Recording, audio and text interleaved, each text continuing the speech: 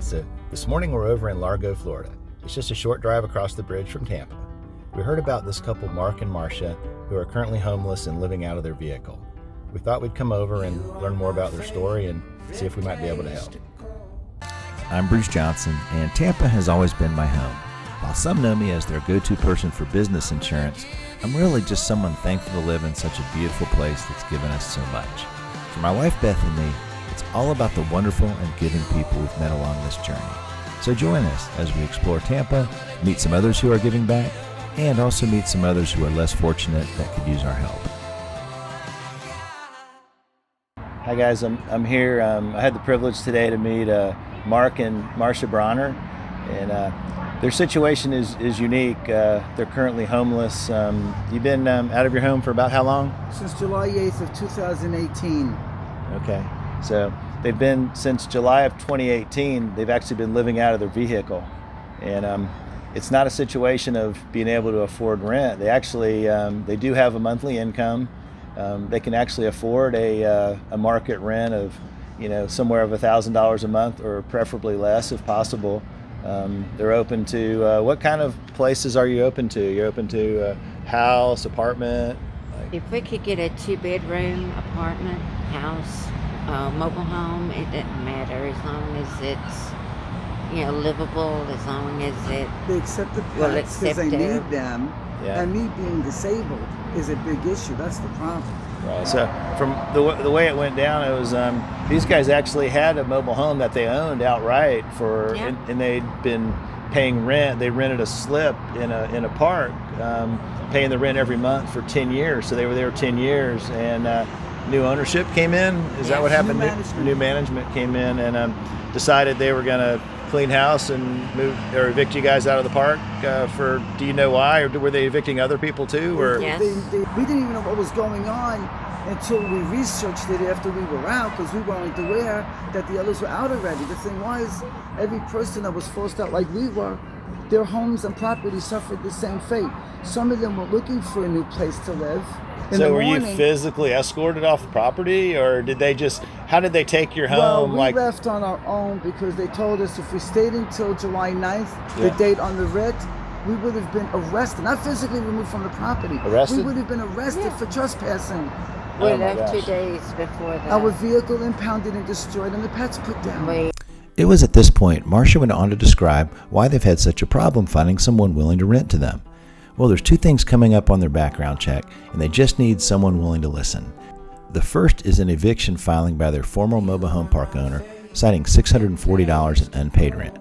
At face value, this sounds bad, but logically it makes no sense. Why would a married couple in a secure situation for over 10 years with a clean title and a paid-off mobile home risk losing their home over such a small amount of unpaid rent, especially when they have a steady, reliable income and are able to pay for it? It makes no sense. And Marc can also provide verifiable records showing that no payments were actually missed. The second challenge is that Marsha was issued a citation in the past for animal hoarding. At face value, this sounds bad, but it also makes no sense once you hear the whole story and also see their love and compassion for Muffin and Koko. You see, the same park owner who had evicted them before called out animal control at a time when they found themselves with 2 unexpected litters totaling 11 puppies. The officers told Marsha they would not cite her. All she had to do was turn them over to animal services. But she just couldn't bear the thought of all the puppies being euthanized, so she refused. She continued to feed, bathe, and care for them, and in the end was able to find a loving forever home for every puppy. So if she's guilty of anything, it's for just having a huge heart for animals. So your situation's completely different. See, some of the other homeless people that we talk with, it's a matter of they have no money, they have no resources, anything like that, no telephone. But you guys actually have some resources. Yes. You just need a place to stay. You need a shelter. The actual public shelters are not a solution, right? Because You don't want us in? they want to keep you guys separated, right? Yeah. And she's your One caregiver. It's shelter. impossible for me. I can't get around without her help.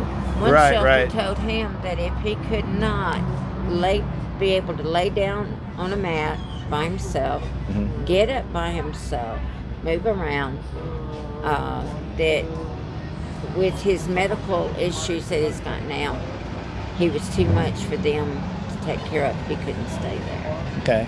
Okay. So, but if you had a place to stay, you could rig it up to accommodate his disability, right? And and you could be his caregiver. And so, really, it's just a matter of solving the problem of finding a place. Yep. So at this point, it took me a moment to notice, but Marc started to experience some intense pain and had to stand up. You see, he fractured his tailbone and never received the proper treatment. It's gradually gotten worse over the last 12 years, and on top of that, he also suffers from fibromyalgia and COPD. So he's really unable to sit or stand in the same position for long periods of time without having intense pain. I mean, can you imagine being in this situation and being forced to live in the front seat of a vehicle day in and day out? We've just got to help these guys find a place to live. So you can see all these guys we're just they're not looking for a handout, they're looking for a hand up. They just need a place. We're looking for resources. If you know anybody that has a place for rent, and you guys are open to moving around the area a little bit, right? It could be Pinellas or Hillsborough or any of the surrounding. We looked there anyway. We looked all over the Tampa Bay area. We didn't leave anything out. That's how we know how bad it is. Sake, it would be better to be Pinellas or that's true. Yeah, what we're gonna do, we're gonna put this video out. We're gonna get it circulated to, I think the last one, 18,000 people actually we circulated it to, and over 3,000 people actually saw it. And so all we need is one, right? We need one. We need the right person. Yeah. Whoever hears the story, has a heart to help.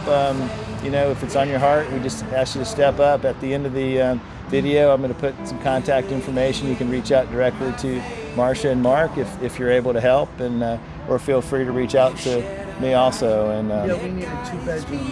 Okay. Mm-hmm. A two bedroom place in Pinellas County that's pet friendly.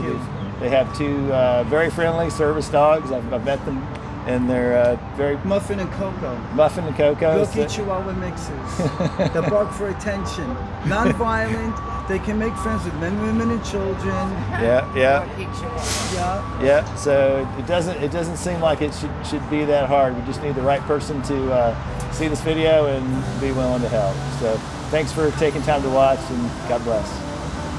So if anyone's able to help these guys find a way to get into a home, an apartment, or even a nice mobile home or an RV, they're open to ideas, and I'm sure they'll be grateful for the help.